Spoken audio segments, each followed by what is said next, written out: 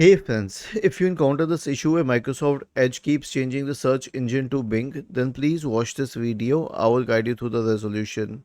So open Microsoft Edge, click on these three dots at the top right corner and select settings. First of all, go to reset settings and restore them to the default value. Then click on these three dots at the top right corner, extensions and manage extensions. Find any extension that is problematic and associated with Bing. Disable it, like if it's enabled, disable it and then remove it if it helps. Okay, then search for search engine in the search bar and then scroll down. Wait. And change it from Bing to something else. You can change it to Google.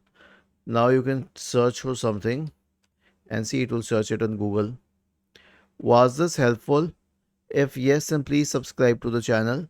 If not, then let us know in the comment section of the video on how we could help you further. Thank you for watching this video and have a nice day.